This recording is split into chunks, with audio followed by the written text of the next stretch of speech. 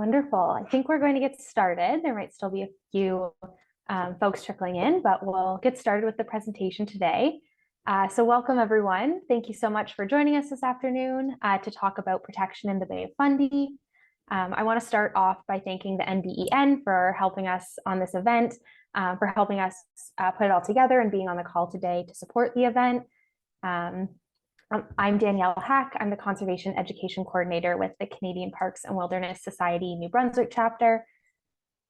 Before we dive into it, I want to just share a few housekeeping pieces about the call today.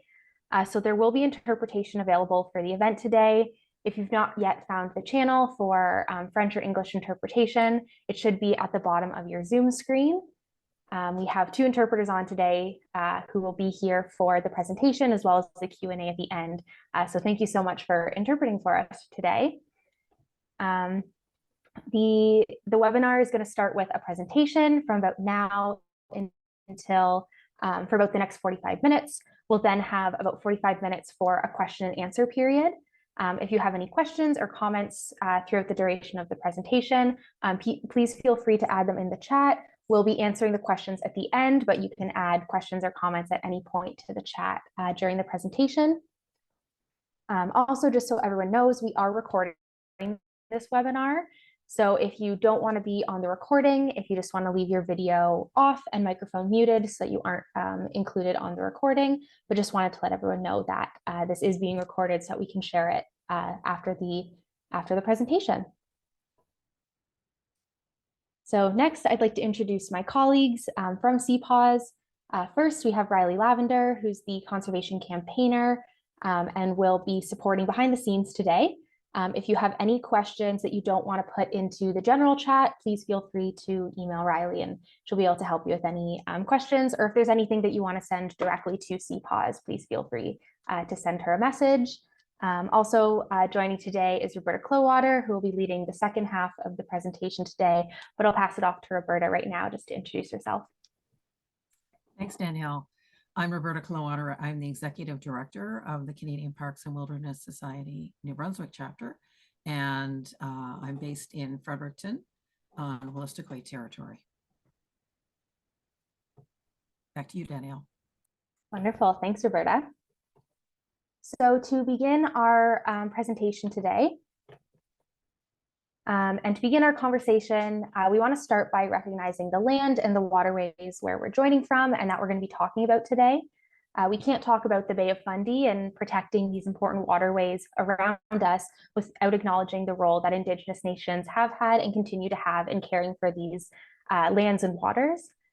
So I want to begin by expressing my gratitude by saying Walalin and Waliwan to the Mi'kmaq, Wolastoqey, and Pescador-Makati nations, who were the first caretakers of this land and who continue to be stewards for the land and waters around us. Walalin and Waliwan are the words for thank you in Mi'kmaq and Wolastoqey, and I invite others to practice these words as we express our gratitude for the Indigenous teachers, elders, and knowledge holders who teach us about caring for nature. The Bay of Fundy is within the territories of the Mi'kmaq, Wolastoqey, and Pescador-Makati peoples. And at CPAWS New Brunswick, we know that we are all treaty people, and it is all of our responsibility to learn from and listen to Indigenous peoples as we work to protect this important place.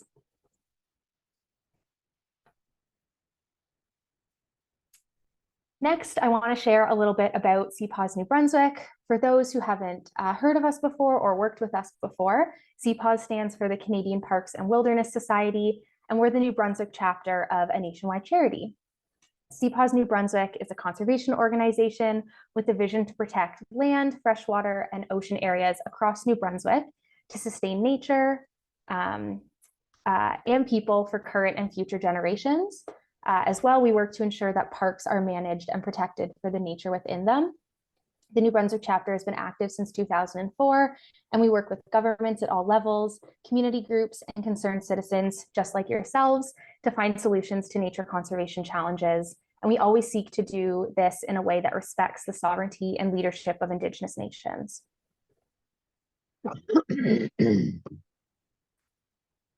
So why is conservation important? We want to start off this presentation by talking about why conservation is so important And I want to preface this by saying that some folks on the webinar today might work in conservation and be really familiar with some of the things we're going to be talking about, while others might be new to the world of conservation work. We feel it's a really important reminder for all of us to talk about why the work of conservation organizations here in New Brunswick is so important. We also feel it's important to talk about conservation in a way that allows everyone to be involved in the conversation. This includes people who work in conservation, people who don't work in conservation but are really curious and interested in being involved in environmental work, as well as decision makers in our community. We want to talk about conservation in a way that allows for all people to be a part of the conversation. So with all that being said, conservation is important because we're all a part of nature. We rely on the nature around us, and we play a really important role in all the ecosystems around us. We need to conserve, limit, and manage our use in order for nature around us to remain healthy and resilient. Conservation is also important for the health of our communities. The health of communities is directly tied to the health of the nature around us. We're seeing this more and more as we start to see the effects of climate change. Nature is the solution that we need to address changes to our climate and weather patterns. The ecosystems around us provide flood control, it protects our food supplies, it protects communities from storm surges, and does so much more. And protecting nature means protecting all of the benefits that it provides to us.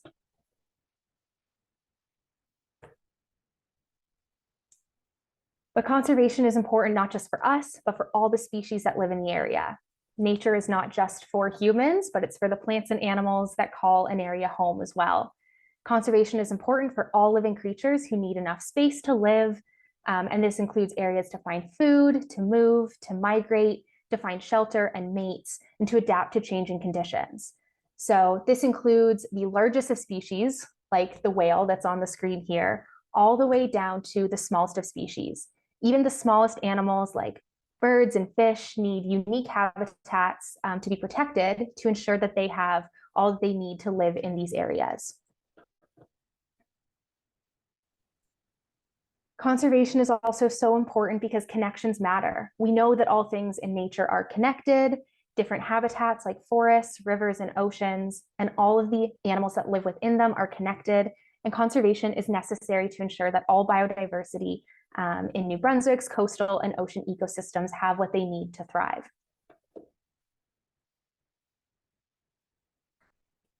So what does this mean for the Bay of Fundy? Well, there's currently a number of issues facing the Bay of Fundy, which impacts the plants and animals that live in its coastal and ocean habitats. There's also a variety of issues that impact the ecosystem as a whole. These issues are largely influenced by human actions, but made worse by climate change. Some of the key issues that we wanted to talk about today include that the Bay of Fundy is one of the fastest warming bodies of water in the world. This affects many creatures that live there, that are adapted to the temperature and conditions of the bay. And if conditions change and waters continue to warm, they'll be forced to move, relocate, and find new areas to live.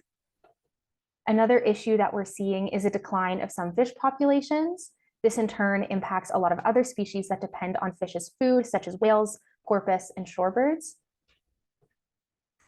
Additionally, there are 22 endangered, threatened, or species of special concern that call the Bay of Fundy home. Now, I won't name all 22 of these species, but some that you might be familiar with include the North Atlantic right whale, white sharks, harbor porpoise, and the Inner Bay of Fundy Atlantic salmon. We're also seeing an increase in shipping traffic, especially into the Port of St. John, which disrupts the movement of many of the animals that live in the Bay of Fundy. Now, these issues are significant on their own, but as I mentioned, all of nature is connected, and each of these issues impact each other, creating worsening conditions in the Bay of Fundy.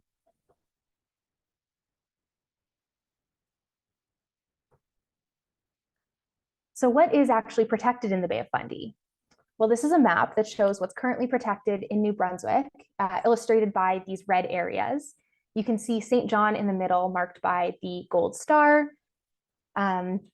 As you can see, almost all of the protected areas are on land. If we were to zoom into these coastal areas, you would see that protection actually stops at the high water line, meaning none of the water itself is protected in these areas. This is true for both Fundy National Park and New River Beach Provincial Park, which are areas that some of you might be familiar with or maybe have visited. Protection in these parks actually stops at the high water line, or where the tide comes in at its highest. So when you're visiting these parks and looking out over the beautiful ocean views out over the coast, none of the water that connects to these parks is protected. Now, the blue arrow in the middle, just down from St. John on this map here, is actually the only marine protected area in the Bay of Fundy as of right now, and that's the Musquash Estuary. Maybe some folks are familiar with this too. You drive through it if you were heading from St. John to New River Beach or further along the coast. And the Musquash Estuary is the only marine protected area in the bay right now. Now you can see there's a pattern here where coastal areas are being protected, but they're not extending out into the water. And this is leaving a really large gap and a need to protect more ocean area out into the bay.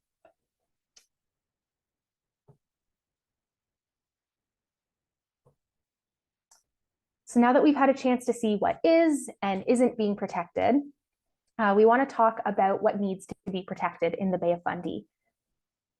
To best support the species, the plants and animals, all the biodiversity that live in and around the Bay of Fundy, it's important that we have a variety of protections, including coastal, nearshore, and ocean areas. It's also important to protect areas that act as feeding and breeding grounds.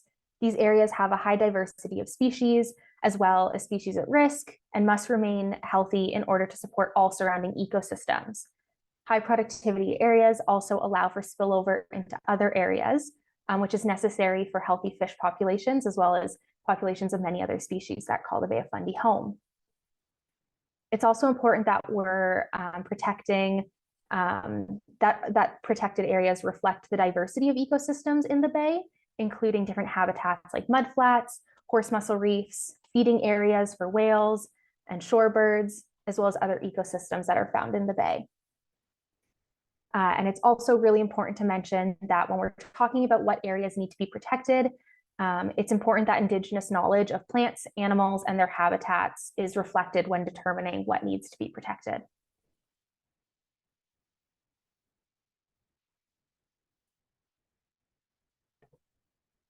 So to wrap up my part of the presentation, I just want to sort of summarize a bit of what I've mentioned and talk about how protection helps. So protected areas help in a variety of ways and have many benefits. First, protected areas ensure that important ecosystems remain intact. Intact ecosystems are necessary as we continue to experience the effects of climate change, and futures become more unknown due to different climate impacts. Protected areas also ensure the health of species that we rely on, ensuring sustainable populations well into the future. As well, protection also supports rebuilding of fish and wildlife populations. And last but not least, as well as many other benefits that I haven't mentioned, but protected areas can provide employment opportunities for those that live in coastal communities. And this can include anything from ecotourism operations to research and monitoring of these protected areas, as well as opportunities like outdoor education programs and Indigenous Guardians programs. And I'll now pass it off to Roberta, who's going to talk a bit more about how we can be involved in protecting and conserving these important areas in the Bay of Fundy. Thanks, Danielle. So the first thing I would like to talk with you about is who's responsible for marine conservation. In my travels around New Brunswick, I often find that people think that it's up to governments to make decisions about what happens to the ocean around us. And I always want to remind everybody that we all have a responsibility to protect the Bay of Fundy and all the ocean that we interact with in a way that's respectful, and that we're leaving the smallest footprint that we can, and that we're not, if we're in a position where we're harvesting something from the bay, that we're not taking too much, and that we're making sure we're leaving enough for nature and also for future generations. Of course, governments do have a big role to play, and governments at all levels, and this includes Indigenous governments, the federal government, provincial governments, and occasionally municipal governments if they're in coastal communities. And legally speaking, from the constitutional perspective, the federal government has a lot of jurisdiction and authority over what happens in the ocean, the management of fisheries, for example, and how fisheries happen and where they happen. And also through Parks Canada and the Canadian Wildlife Service, the conservation and protection of areas. And DFO also has that authority to create marine protected areas as well. So just a reminder that we're all in this together, and we all have a role as citizens to make sure that governments are actually being held accountable for the kind of decisions that we want to see happen in the ocean. Next, Danielle.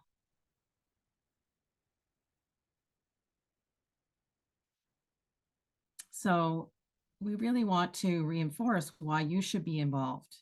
No matter who you are, no matter how much you know about the ocean, no matter where you live, individual and community voices are key to any of the decisions that will be made about ocean conservation in the coming years. And we think it's really important that you share your thoughts, that you help inform government. And this is the only way we will make change. And this is the only way we will encourage government to go in a better direction and improve conservation in the ocean around us, including the Bay of Fundy, is if we are making sure that you're sharing your thoughts with government when they ask and also when they don't ask. And what we know from research around the world, both terrestrial and ocean protected areas, is the protected areas that are supported and guided by local communities are more effective. They have more sustainable outcomes. They're more likely, if they're supported by local communities, there's more likely to be more stewardship opportunities, and people are going to be on the lookout for things that shouldn't be happening in the areas. And of course, you don't have to wait for a consultation to engage on marine issues. Sometimes governments have specific consultations, and it's important to participate when they do. But in between times, you can also participate, and we'll tell you a little bit more about what that might look like in a bit. So something that we wanted to tell you is that the Department of Fisheries and Oceans Bay of Fundy network plan is ongoing, and discussions may begin soon or will begin soon. We don't know exactly when this is happening, but we do know that they are discussing. They've been talking with stakeholders and rights holders, Indigenous nations, about possible conservation plans for the Bay of Fundy, and we expect that they will soon move into a more of a public consultation phase. So they're underway, and something is happening, and there will be an opportunity for you to participate over the coming months. Next, Danielle. So different ways that you can get involved in letting your voice be heard, sharing what local knowledge you have, sharing with governments what's important to you. Make sure you contact decision makers regularly. During election campaigns is always a good time to let people who are running for office know what's important to you.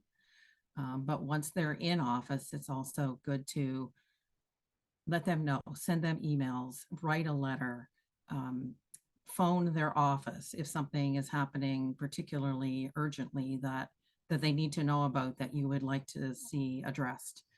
Ask for meetings. Participate in government consultations when they happen.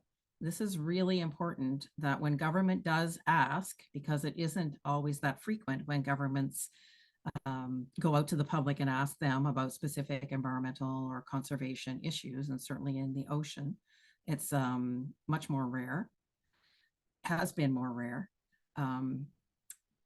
because the people who are organizing the public consultations need to be able to show their bosses and the people who are calling the shots and deciding where money gets spent that it's worth it to go out and ask the public and to actually organize a public consultation, whether it's open houses and meetings, public meetings, or whether it's mainly online, or maybe the opportunities are different every time they do a different consultation. But they need to be able to show that the public actually wants to participate in something, and that the public will participate if government makes the investment in a consultation process. So we're hoping that a consultation process will start over the coming months about the Bay of Fundy and conservation decisions that will be made there. And so we're encouraging all of you to participate and show government that when they ask, the public does have opinions that they want to put forward, and also local knowledge that's also very important and useful to the whole planning process, the conservation planning process.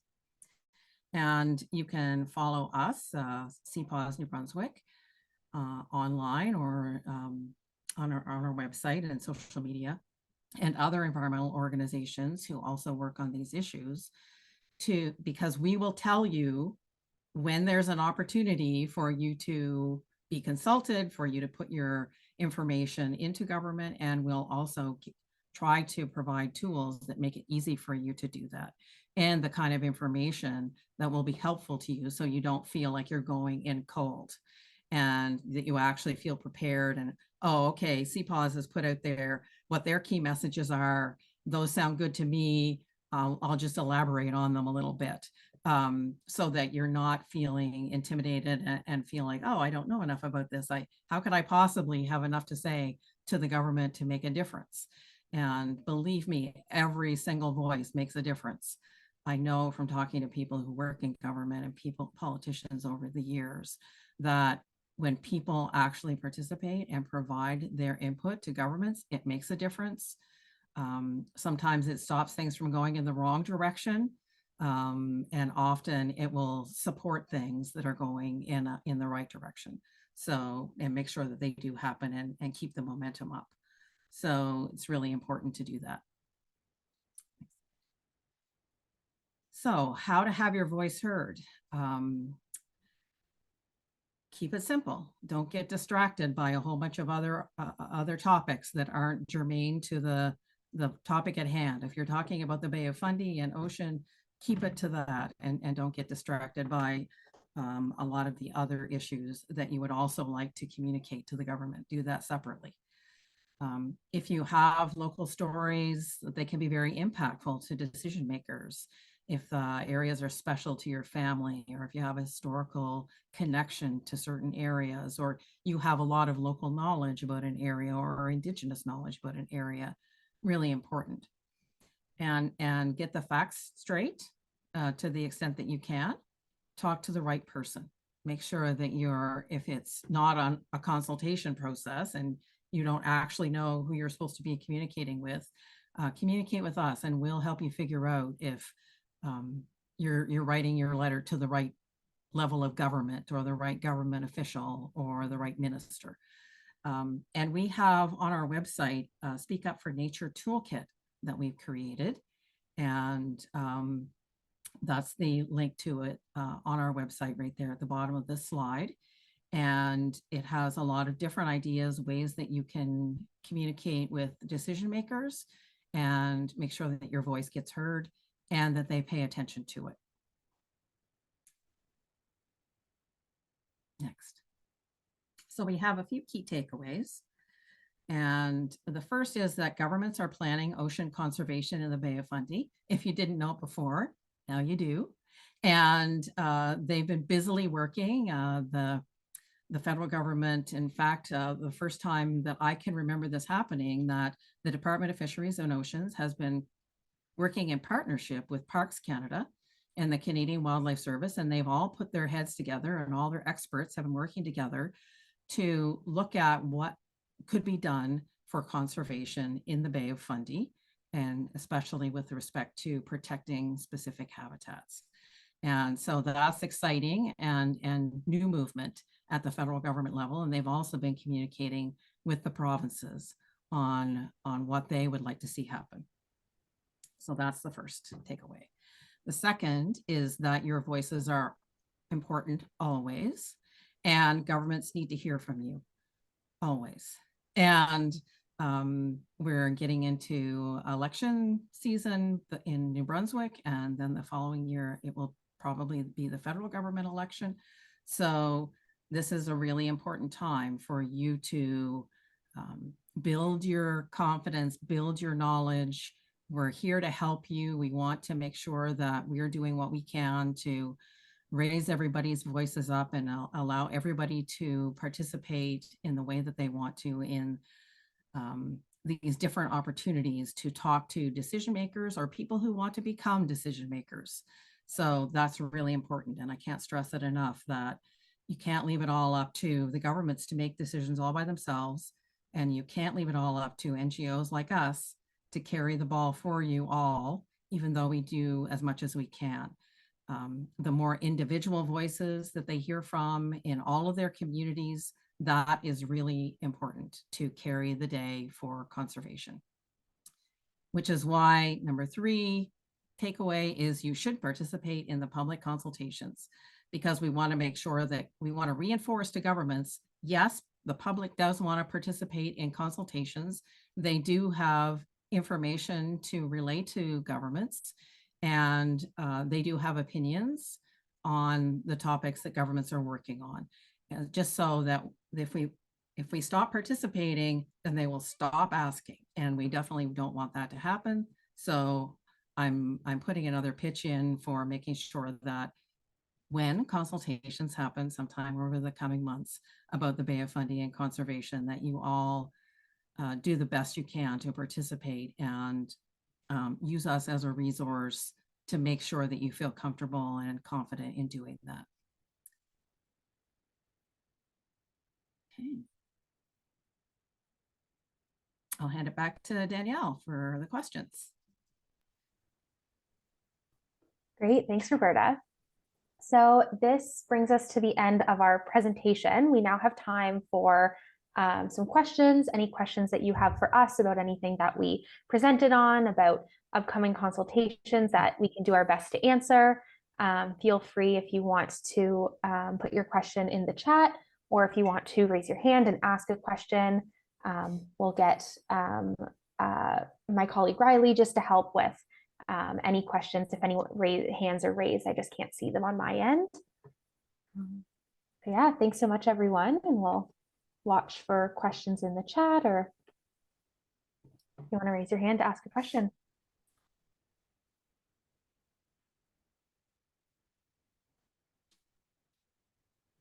Yeah, so we have a question from Mark. He has his hand raised, so if you want, feel free to unmute yourself and ask away. Mark Legier here. Kind of wearing 2 hats here. I'm a coastal landowner, and I also do trail development. So I have multiple trail projects following the coastline in the southeast of the province. One of my biggest concerns right now, and continues to be a concern, is invasive species. One of the more concerning is Phragmites. I am troubled by the lack of and I think that's something that's going to continue to spread through via the Bay of Fundy, especially the upper Bay of Fundy and downward. I'm really troubled by the lack, and Invasives NB has done a fantastic job of getting word out that this is an issue. I'm not sure where to turn when I find it, or what to do when I find it, to have the resources to address it in the right way. I live in the city of Moncton. It's all over the waterfront. Can you provide some direction on where that is in terms of conservation and resources that could be on the rise to address getting rid of some of these invasives? Well, hi, Mark. Good to see you. That's not our area of expertise at CPAWS. We rely upon the New Brunswick Invasive Species Council to be on top of a lot of the activities that are going on with respect to invasive species, and I think they do an excellent job of keeping on top of many of those issues, and they usually have on their website and their social media access to resources for people, information about the different invasive species. I don't know if they're following Phragmites. I assume they are. I haven't necessarily seen specifically posts about that from them. But that would be my first port of call for information about that, that particular invasive species issue. Anybody else know anything about this? There are lots of people on the participant list who may also know something about this.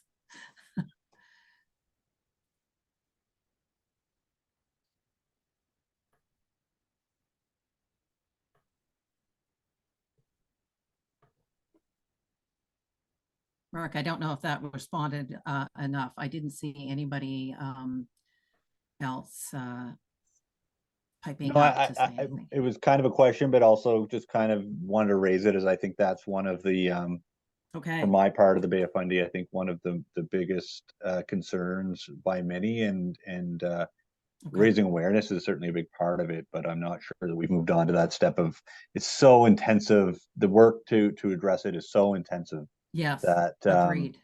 That I'm very and it's spreading. You know, every passing moment it's spreading. So I just I thought just to flag that as an issue that other people might be noting, but also to say that there's definitely a need for more resources, whether that's through Invasives NB or any other entity. Yeah. And there are some people putting some things in the chat there. So they have found some links of tracking Phragmites. And I agree that those would be things that government also needs to be investing in. Great. Alrighty. Oh, sorry, go ahead. Yeah, Nat, I just saw that your hand was up. Wanted to see if there's anything else you wanted to add to the conversation on that, but I also see that you added some stuff to the chat as well. Okay, great, thanks. Alrighty, so the next question was from Tony Diamond, and he said that you pointed out musquash as an MPA, but also said that there was currently no ocean protection. How can there be no M in MPA? Great, yeah, thanks for that question. Yeah, I guess sort of we shared that with the intention of saying that there's very little, not saying that there's absolutely none, there's very little protection right now. The musquash is the only marine protected area, and it's close into the shore. It's not extending out very far into the bay. If you looked at a map, it's the estuary and following some of the sort of tributaries that come into along the coast, but it's not extending out very far into the ocean. So that is a good point that while technically there is some, but it's not much protection of the Bay of Fundy yet. Yeah, good question. Roberta, anything else you wanted to add? Nope, that's true. Great. Perfect. So we have another question from Carol. Just curious, have you had any indication of what type of consultation the government is planning? Online, webpage, in-person discussion, etc. I think you mentioned it, but which Government of Canada department would be the lead? And then she also thanked us for the informative webinar. Oh, thanks. Thanks, Carol. The lead department is the Department of Fisheries and Oceans, working in partnership with CPAWS and Parks Canada. But DFO will be the place where news will come from when it starts, and we're on top of it to the best extent we can be, and we will let everybody know. So if you follow us on social media, we'll let everybody know when that moment comes. But of course, you can also be paying attention to DFO's pages as well. And we still don't know what form. At the very least, we know that there will be web and online options. There may be specific detailed ways of doing that, of sending that information in. They may construct specific pathways, openings for people to send their information. And otherwise, it's still in the decision-making phase as to what it's going to look like and when it will be happening.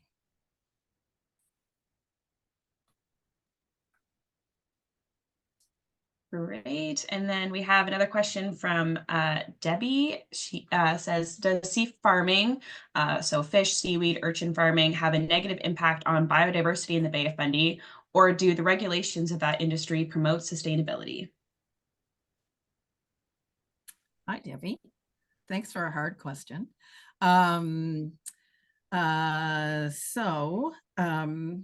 Yes, finfish aquaculture is tough.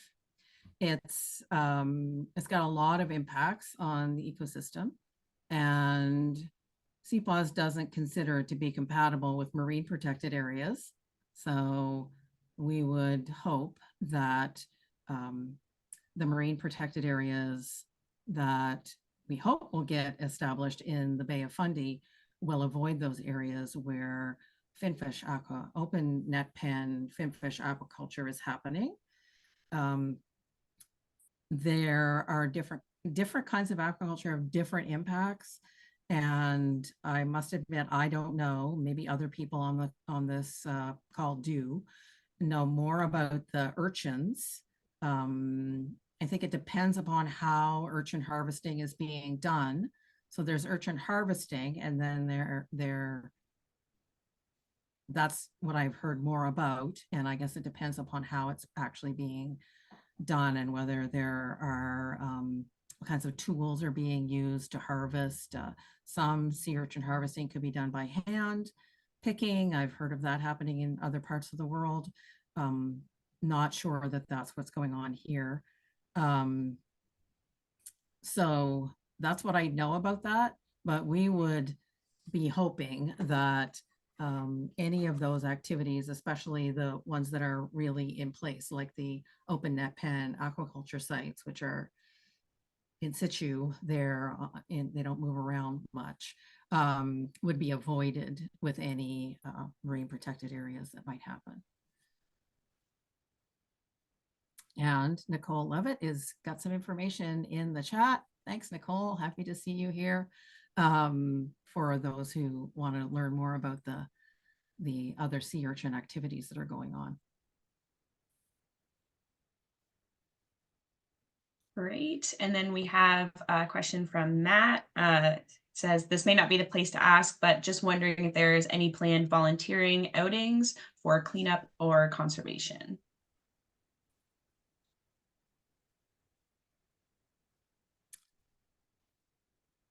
Yeah, Danielle, great question. Yeah, great question. Yeah, I guess there's a handful of different environmental organizations across New Brunswick that do different, that have different volunteer opportunities. Coming up with CPAWS, we will have some, not volunteer, but some outdoor activities in the summer to get out. Cleanups are sometimes a part of the activities that we run. There's other organizations that I can think of that individual communities might be running cleanups, like Nat's added to the chat there. I believe it's the Nature Trust that runs the Fundy Coastal Cleanup that happens normally in August. Yeah, following ourselves, like CPAWS, we always share when different opportunities like that come up on our social media, as well as in our email newsletter, as well as other organizations that are local to you, right in your communities, might be running similar cleanups or events to get out and explore some of the coastal habitats that we have and do cleanup while you're out enjoying nature as well. Yeah, great question. And we usually do have a number of coastal activities, whether it's walks or other seashore explorers and other activities, especially in some of the coastal parks during the summer. So you can be on the lookout for that on our social media.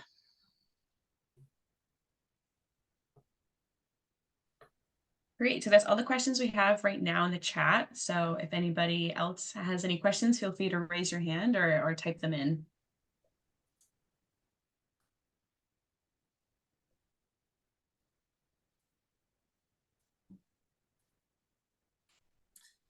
I have some questions for the participants if none of the participants have any questions, because the things that I'm always wondering about are whether people actually think of themselves as wanting to participate in these kinds of consultations, and whether you feel what kind of information you feel like you need. And those are things that we're always wondering about, because we want to provide the right kind of information, not too much, not an overwhelming amount, but the kinds of things you wonder about that you might want some questions answered from us, so that we provide the right kind of key messages and documents to you during a consultation process.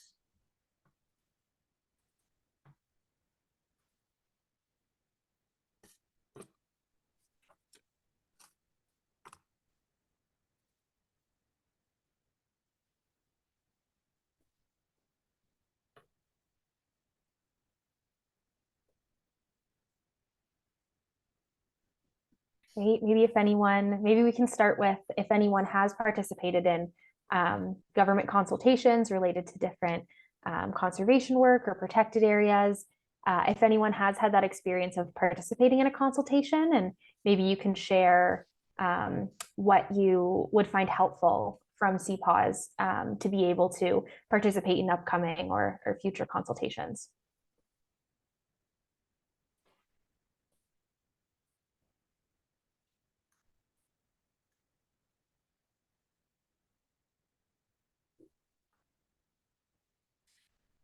So while people are thinking about that,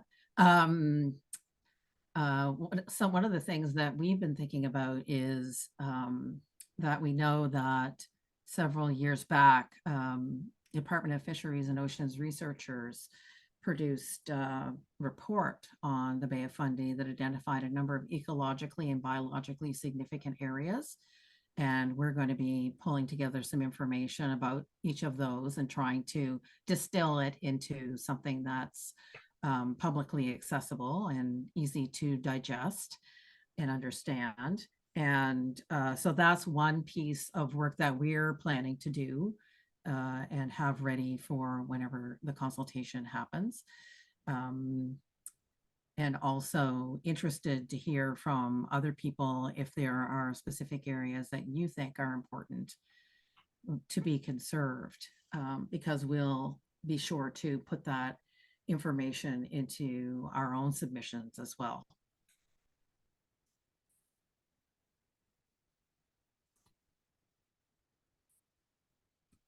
And the ecologically and biologically significant areas include places like the inner Bay of Fundy, including both the Shepparton Bay area on the New Brunswick side and the Minas Basin on the Nova Scotia side, which are of course very important for the mudflats and the shorebird habitats, as well as the many other important ecological features. And then the Quaddy region is one of those ecologically and biologically significant areas that has been identified so many times as being incredibly productive and important for all kinds of wildlife species. And so those are areas, and some an area around specific areas, especially lobster nursery habitats around Grand Banana Island. And Mesa's Bay has been identified as being very important for a number of ecological features. Those are the ones that are off the top of my head. Yeah, so we did have Carol send another message in the chat saying that she thought that it would be helpful to know the key issues and what's in and out of the scope for the consultation process. Okay. And something else that everybody should know is when we're talking about protected areas in the Bay of Fundy, obviously there are a number of coastal fisheries that are going on in the Bay of Fundy, and we at CPAWS think it's really important that the marine protected areas are not unduly negatively impacting the coastal fisheries that exist.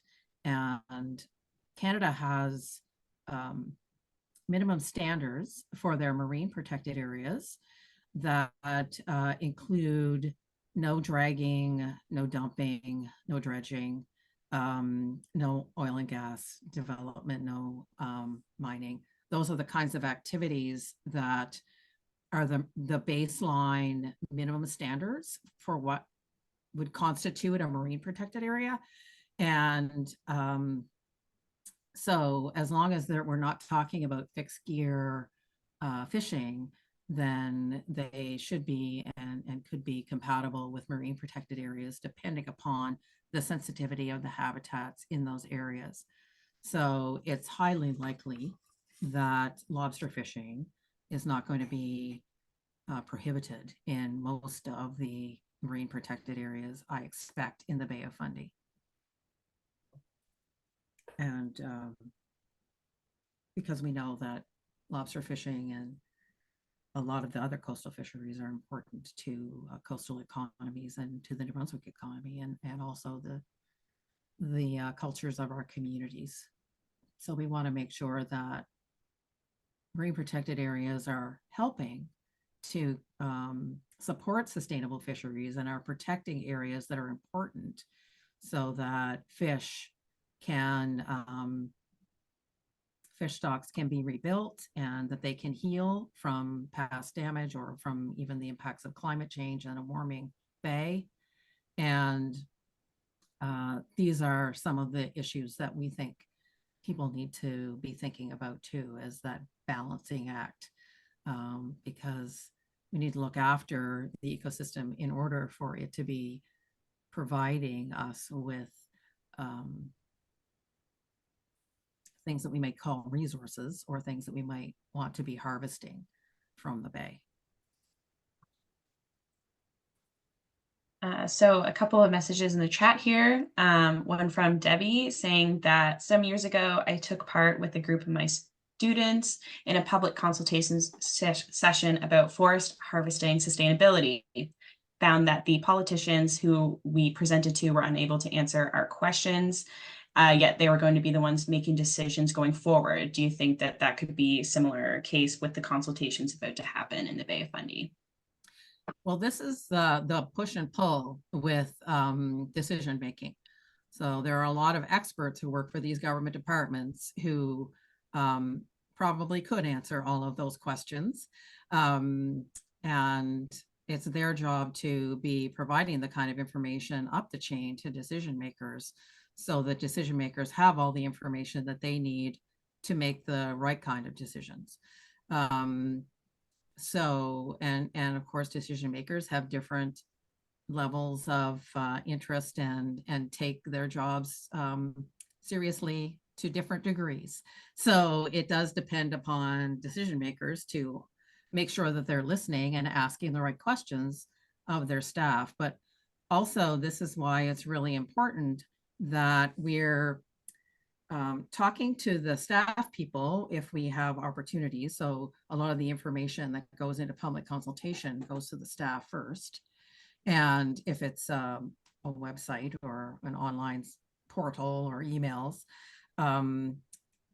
but communicating directly with the decision makers is important too. And so that they hear directly from citizens what we expect of them when they're making decisions. And so if we think that marine protection and marine protected areas and conserving specific habitats is important, they need to hear from us directly.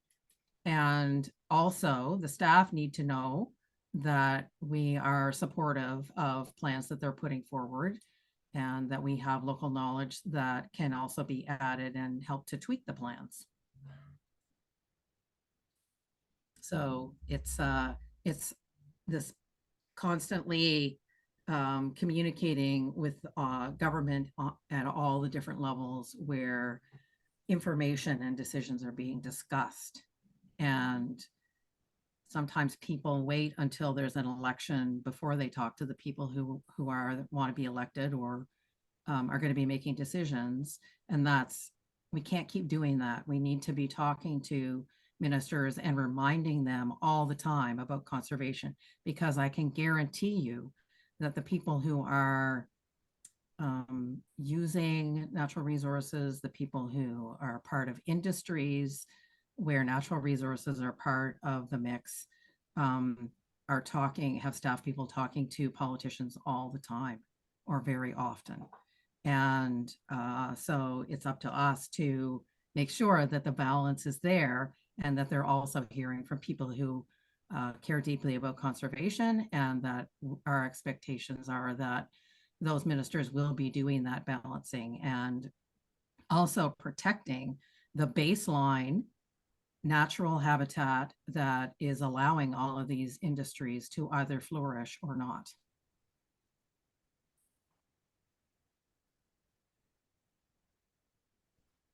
So we have Nat also from the NBN mentioning their concerns about the East Coast shoreline, partly because of the megastorms they're seeing coming through.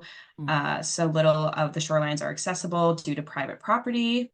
They would like to see more protected parks like Kujawaquak, and just general concern about the amount of forests that have been clear cut and just the overall importance of connectivity. Yeah. And this is important, and make no mistake that even though this is about the Bay of Fundy and this is about oceans, we at CPAWS are constantly trying to de-silo the way that people think about habitats and ecosystems, because they are all connected, as Danielle talked about earlier in the presentation, and we know it. And it's just that governments are broken up into these different departments, and they've got jurisdictions over different kinds of ecosystems. And this creates a kind of separation in the way that decisions are made, so that we aren't thinking about it holistically, and we aren't thinking about it as one big habitat, one big ecosystem, as we know is the case. And so we keep trying to remind the people who are managing terrestrial protected areas that they're right next to an ocean, if they're right next to an ocean or a water body that may or may not be part of their jurisdiction of the department that they work for, but it's still important that they be conserved together, and we need to be thinking about them as one whole. And this is a challenge, but it doesn't hurt if members of the public are also bringing that up too. And so don't get fooled into thinking that you have to only talk about ocean issues if it's a coastal area and there's an impact that's happening on land that is important to discuss.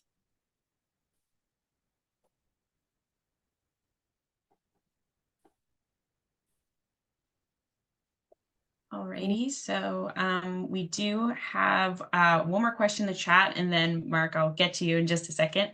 Asking, what do you know about the conservation of the inner bay salmon species in the causeway at Windsor with respect to a blocked water flow and closed gate? Is this something that CPAWS is concerned about? Yes.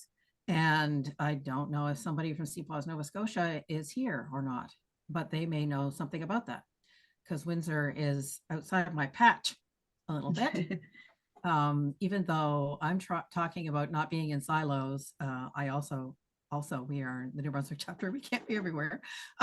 So there is a Nova Scotia chapter of CPAWS as well that is working on us with Bay of Fundy issues. And there's a lot of really good work being done on inner Bay of Fundy salmon in New Brunswick and Nova Scotia. But that sounds like an issue. And for both outer Bay of Fundy salmon and inner Bay of Fundy salmon, barriers are a big problem. Looks like Ange is putting something in the chat there. Yeah, we have Ange from CPAWS Nova Scotia saying definitely on the radar. Letter currently being written. Okay. And you can also unmute yourself if you have anything you wanted to say. Yeah, I can super quick just say Oceans North is taking the lead on constructing a letter and getting a number of signatories from local NGO groups around to sign that. And this is something that they've done in the past as well. So this is like another letter. This is something that's constantly on the radar. And yeah, lots of pressure mounting on that currently. So yeah, on the radar, and thanks for bringing that up.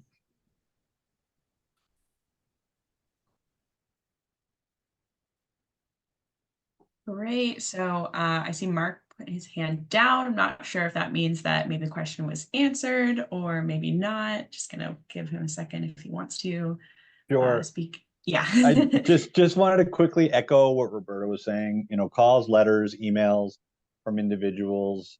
We may not think it has an impact. It most certainly does, especially to your local leaders. It absolutely does. I know it firsthand. I want to point, I'm a civil servant, and I know that it's painful how slow progress is made. It's a grind, but we need to, as much as we need to hold people to account and criticize and ask for better, we should celebrate progress. And we made massive strides with, it's not where we need to be. It's a long ways from it, but it was massive progress with conservation in New Brunswick over the past few years. And we need to send letters and make phone calls and point out when progress is made and celebrate that. Because if they get silence when they make progress, and then they're not motivated to go further. So I think that's as important, possibly more. That great job. We got so much further to go. Let's keep at it. Yeah. And CPAWS did have an action on our website that people could take to send letters of support and thank you to the government for the terrestrial protected areas that were established over the last few years. And so the province of New Brunswick did reach 10% of the province in protected areas, which is a huge leap forward. We're still not, we're still behind a lot of the other provinces in Canada, but it was a big leap forward for New Brunswick. And I think that it is important, and I will reinforce that, Mark, that I know it's important for politicians, because if they don't get kudos when they do something good, the likelihood that they will go out on a limb and do something good again shrinks. And so when they're doing something that you don't want, is tell them. When they've done something that you do want to have happen, make sure you tell them that you've noticed it, because there are a lot of complicated discussions that go on internally inside governments. And sometimes to make big decisions like that about protected areas, people actually have to try and convince other people who are a little bit more reluctant to actually go out on a limb and do it. And the only way they can do that is they say, look, voters want this, they'll like it, they'll thank you for it. And if that part doesn't come through, it makes it harder the next time. So thanks for bringing that up, Mark. I appreciate that. It's a big deal. We can't just talk amongst ourselves. We need to talk to the people that sometimes we don't agree with all the time. Awesome. And then we just have more of a comment left in the chat about how the importance of addressing debris that is left in the oceans from the fishing industry. The term that some people might not be familiar with, ghost gear, that's stuff that's either discarded intentionally or just left behind accidentally. So just kind of the importance of acknowledging that. Yeah. And I agree, that's really important. And the way I think about it is marine protected areas are a baseline that we need to have as part of a whole package of tools that we use to conserve the ocean. And part of it is we stop putting junk in the ocean and just leaving it there. And that includes also stop putting pollution and toxins into the ocean. And so there are all kinds of other tools, conservation tools, that can be used. Protected areas are the baseline to help protect the baseline habitats and the column of water, all the way to the top as protected areas will. And we still need to be on top of all of the other things that happen outside those protected areas and that will impact those protected areas over time. And so littering and ghost gear and dumping and other activities are things that we still need to have rules and regulations to control. And so it doesn't, marine protected areas don't let governments off the hook for all those other things. We also need to be paying attention to them as well. But without protected areas and protecting that baseline, those baseline habitats, the nursery areas, the bottom habitats that are really sensitive, where a lot of baby fish live and find refuge. We need to protect those areas as a way of helping the ocean heal itself. And that's the first step. But protecting wildlife from all of the other things, impacts with ships, and that's important as well. So by not mentioning those things, it's not that we don't think they're important. It's that we were just zooming in on the protected areas and protecting specific habitats for this particular webinar. Thanks for bringing that up. Absolutely. I think it's an important reminder that we sometimes talk about it as a big puzzle, where marine protected areas are one piece to the puzzle, and other forms of management and other actions that we can all take as individuals are other pieces to this overall puzzle of helping nature around us. That it's a great point. There's so many different ways that we can be addressing and having a positive impact on nature around us, and where marine protected areas are the one puzzle piece that we really focus on it at CPAWS New Brunswick. And like Roberta said, not to say that anything else isn't, that there's different levels of importance, but that it's an overall sort of puzzle we're working towards of helping all of nature.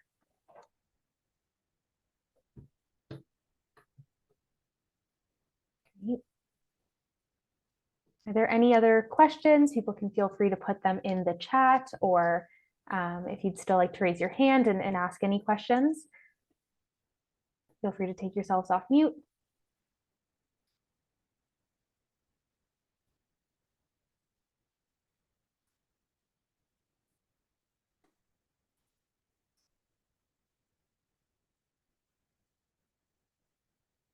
Great. We'll give folks another, say, 30 seconds to think of any last questions before we wrap up.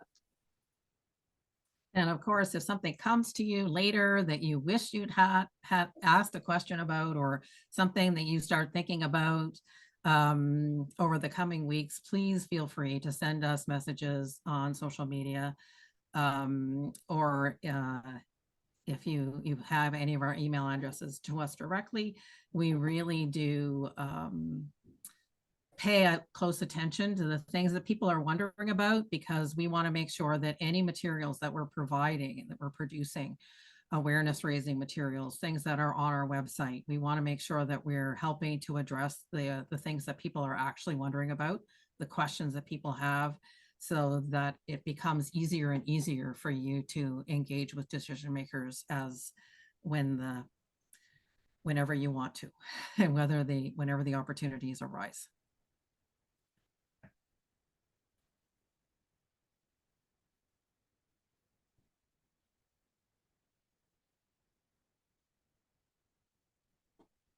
Great. Well, thank you so much, everyone. Maybe we'll wrap up here.